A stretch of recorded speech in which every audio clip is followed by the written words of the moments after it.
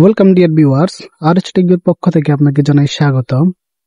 Redmi note 12 আমরা হাইপারওএসের আপডেটটা দিয়েছি আজ থেকে প্রায় 3 মাস আগে।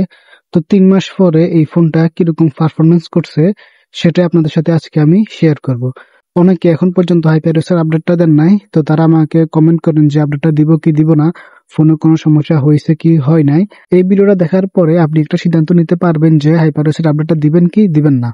তো আর কথা না বাড়িয়ে চলুন শুরু করা যাক। যারা এখনো চ্যানেলটাকে সাবস্ক্রাইব করেন নাই, please use your super finger and hit the subscribe button.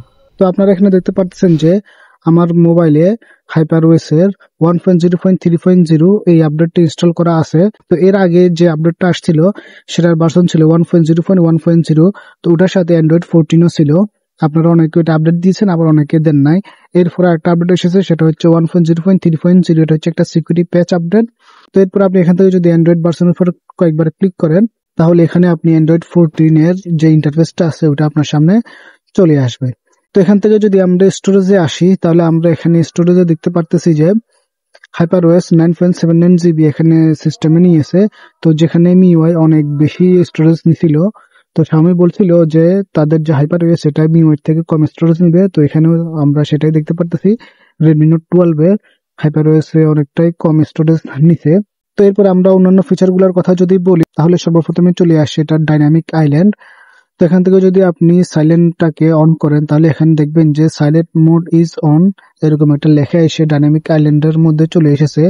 এরপর যদি আপনি সাইলেন্ট মোডটাকে অফ করেন, সেক্ষেত্রে আপনি ডাইনামিক আইল্যান্ডটা দেখতে পারবেন।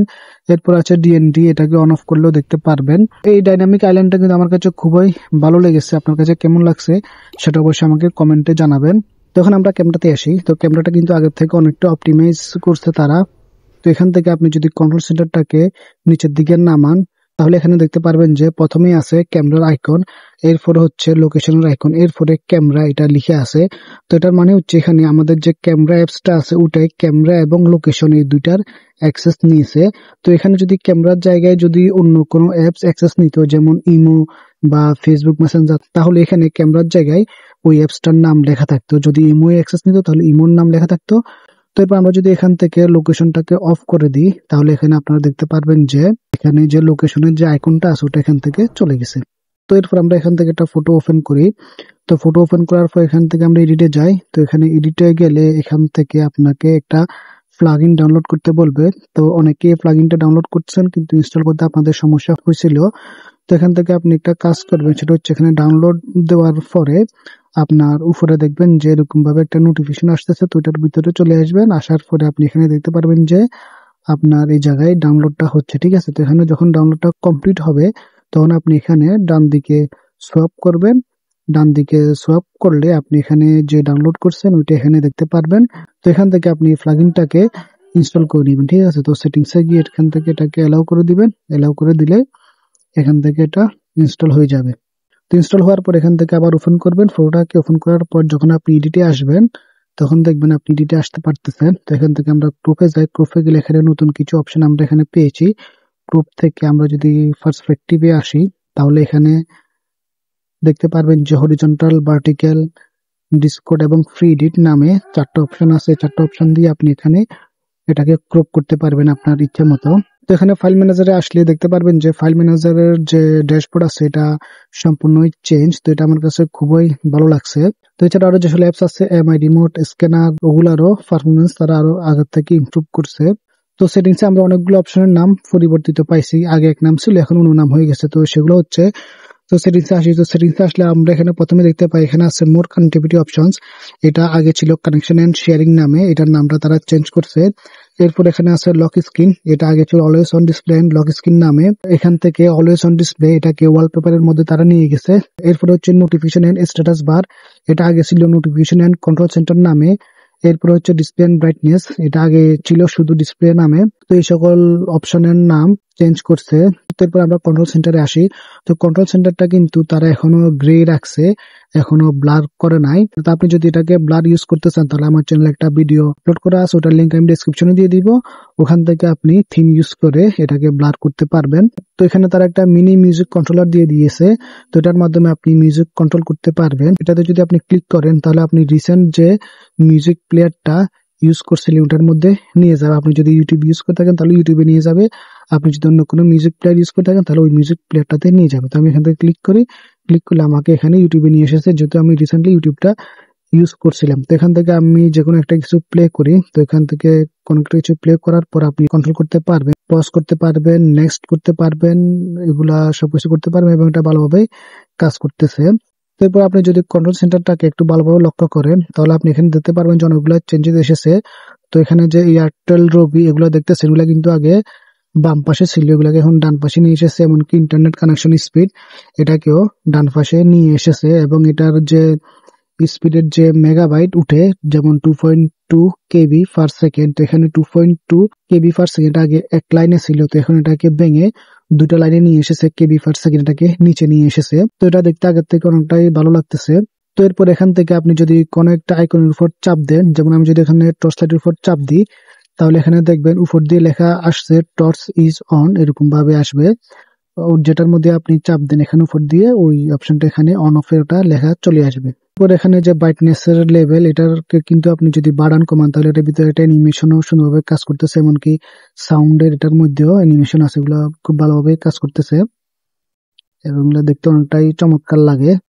এরপর আপনি সেটিংসে আসবেন, সেটিংস থেকে হোম স্ক্রিনে আসবেন। হোম স্ক্রিনে আসলে এখানে নতুন একটা অপশন দেখতে পারবেন, সেটা হচ্ছে swipe down on the home screen. এই অপশনটা এখানে তারা নতুন নিয়ে এসেছে। এখান থেকে আপনি যেটা সিলেক্ট করে দিবেন, আপনি যখন সোয়াইপ ডাউন করবেন ওই জিনিসটা এখানে কাজ করবে। হাইপারওয়েসের চমৎকার একটা ফিচার হচ্ছে লক স্টাইল। আমরা এখান থেকে এখন লক স্টাইলে আসি। তো লক স্টাইলে আসার জন্য আপনি সেটিংস থেকে ওয়ালপেপারে আসবেন, ওয়ালপেপারে আসলে লক স্টাইলটা এখানে পেয়ে যাবেন।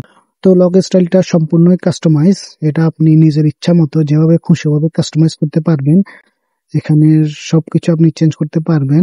তারপর আমরা এখান থেকে ব্যাটারি সেকশনে আসি। ব্যাটারি সেকশনে আসলে এখানে আপনি ব্যাটারি প্রোটেকশন নামে একটা অপশন পাবেন। তো আমরা ব্যাটারি প্রোটেকশনটার মধ্যে আসি। এটার মধ্যে আসলে আপনি এখানে দুইটা নতুন অপশন পেয়ে যাবেন, একটা হচ্ছে রেগুলার চার্জিং, একটা হচ্ছে অপটিমাইজ চার্জিং।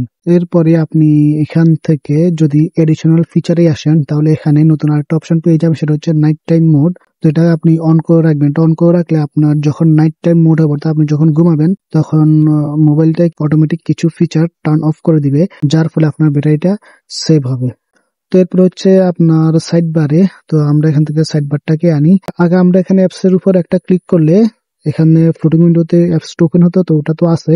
ওটার সাথে একটা নতুন ফিচার অ্যাড করছে, সেটা হচ্ছে আপনি যদি অ্যাপসটাকে চাপ দিয়ে ধরে রাখেন তাহলে এখানে দুইটা অপশন আসবে, ওটা হচ্ছে ফুল স্ক্রিন আর হচ্ছে স্প্লিট স্ক্রিন। তো এখান থেকে যদি আপনি ফুল স্ক্রিনে দেন তাহলে আপনার ওই অ্যাপসটা ফুল স্ক্রিনে ওপেন হয়ে যাবে, আর যদি স্প্লিট স্ক্রিনে দেন তাহলে একটা অ্যাপস উপরে ওপেন হবে আর একটা অ্যাপস আপনি নিচে ওপেন করতে পারবেন। তো এরপর আমরা ডিসপ্লে এন্ড ব্রাইটনেস অপশনটাতে আসি। এখানে আসার পর আপনার যদি অটো ব্রাইটনেসটা অন করা থাকে তাহলে অটো ব্রাইটনেসটাকে অফ করবেন। অফ করলে আপনি এখানে নতুন একটা ফিচার দেখতে পারবেন, সেটা হচ্ছে সানলাইট মোড। তো এরপর আমরা সিকিউরিটি অ্যাপসটাতে আসি। সিকিউরিটি অ্যাপস এর ইন্টারফেসটা অনেকটা চেঞ্জ করছে। এখান থেকে নিচের দিকে আসলে আপনি এখানে পপুলার ফিচার নামে নতুন একটা সেকশন পেয়ে যাবেন। এখান থেকে আপনি ক্লিক করলে আপনাকে ইন্ডিভিজুয়ালি অ্যাপস এর যে পজিশন আছে এটা দেখিয়ে দিবে। এটা আমার কাছে কুল লাগছে। তো এখানে অ্যানিমেশন গুলা চেঞ্জ করছে আগের থেকে, নতুন কিছু অ্যানিমেশন হালকা একটু চেঞ্জ আছে অ্যানিমেশনে। তো শুধু এখানে নাই, মোটামুটি সব জায়গায় অ্যানিমেশনের কিছুটা চেঞ্জেস তারা এনেছে। তো এগুলোই ছিল রেডমি নোট 12 এর মোটামুটি চোখে ফোটার মতো ফিচার। এছাড়াও আরো কিছু খুঁটিনাটি ফিচার আছে, আপনারা ইউজ করলে এগুলো আস্তে আস্তে দেখতে পারবেন। তো এখন কথা হচ্ছে আপনি এই আপডেটটা দিবেন কি দিবেন না। তো প্রথমে আমি আমার এক্সপিরিয়েন্সটা আপনাদের সাথে শেয়ার করি। আমি যখন একটা আপডেট দিয়েছিলাম, তো আপডেট দেওয়ার পরে ফোনটা কিন্তু একটুখানি ল্যাগ করে এবং হিটিং ইস্যুটাও পাওয়া যায়। এটা হচ্ছে আপডেট দেওয়ার পর প্রথম কয়েকদিন এই সমস্যাটা আমি ফেস করেছি। তো এরপর যখন আরো কিছুদিন ইউজ করছি তখন কিন্তু এই সমস্যাটা চলে গেছে। খুব ভালোভাবে আমি ফোনটাকে ইউজ করছি, কোনো সমস্যা হয় নাই। এরপর 1-1.5 মাস পরে আরেকটা আপডেট এসেছে, সেটা হচ্ছে সিকিউরিটি প্যাচের আপডেট, যেটা আমি আপনাদেরকে প্রথমে বলছি। ওটার ভার্সন ছিল 1.0.3.0। এরপর আমি ওই আপডেটটাও দিয়ে দিয়েছি। তো দেওয়ার পর আমি কিন্তু খুব ভালোভাবে ফোনটাকে এখন চালাচ্ছি, কোনো সমস্যা এখন আমি ফেস করতেছি না, একেবারে স্মুথ ভাবে চলতেছে। আগের থেকে পারফরমেন্সটা অনেকটাই বেটার আমি পাচ্ছি। তো আমি আপনাদেরকে রিকমেন্ড করবো যে আপনারা আপডেটটা দিয়ে দেন, কোনো সমস্যা পাবেন না। তবে এখানে একটা কথা আছে, অনেক ইউজার আমাকে কমেন্ট করছিলেন যে তারা কিছু সমস্যা পাচ্ছেন। অনেকে বলছেন যে তাদের ফিঙ্গারপ্রিন্টটা কাজ করছে না। তো ফিঙ্গারপ্রিন্টটা কি জন্য কাজ করছে না সেটা সম্পর্কে আমি একটা ভিডিও বানিয়েছি, ওটার লিঙ্কটা আমি ডেসক্রিপশনে দিয়ে দিব। আপনার ফিঙ্গারপ্রিন্টে যদি কোনো সমস্যা থেকে থাকে তাহলে আপনি ওই ভিডিওটা দেখতে পারেন। ওটা দেখে আপনি যদি ওভাবে কাজগুলা করেন তাহলে আপনার ফোনের যে ফিঙ্গারপ্রিন্টের যে অপশনটা চলে গেছিল ওটা আবার চলে আসবে। তো তো আশা করি এই ভিডিওটার মাধ্যমে আপনি বুঝতে পারছেন যে আপডেটটা আপনি দিবেন কি দিবেন না, এটা সম্পূর্ণ আপনার নিজের উপর। কয়েকজনে বলছে যে তারা সমস্যা পাইছে, তবে আমার ব্যক্তিগতভাবে আমি বলতেছি আমি কোনো সমস্যাই ফেস করতেছি না, আগের থেকে আমি ভালোই পারফরমেন্স পাচ্ছি। তো এটাই হচ্ছে কথা। আপনারা যদি রেডমি নোট 12 সম্পর্কে আরো জানতে চান তাহলে অবশ্যই আমার চ্যানেলটাকে সাবস্ক্রাইব করে আমাদের সাথে থাকতে হবে, কারণ আমরা রেডমি নোট 12 সম্পর্কিত আরো যে সকল আপডেট আসবে বা আরো যে সকল নিউজ আসবে সেগুলো আপনার সাথে অবশ্যই আমরা শেয়ার করব। ভিডিওটা যদি ভালো লেগে থাকে তাহলে অবশ্যই একটা লাইক করবেন, কমেন্টে আমাকে জানাবেন। আজকে এই পর্যন্তই, দেখা হবে নেক্সট কোনো ভিডিওতে। সেই পর্যন্ত ভালো থাকুন, সুস্থ থাকুন, আর টেক বির সাথে থাকুন। আল্লাহ হাফেজ।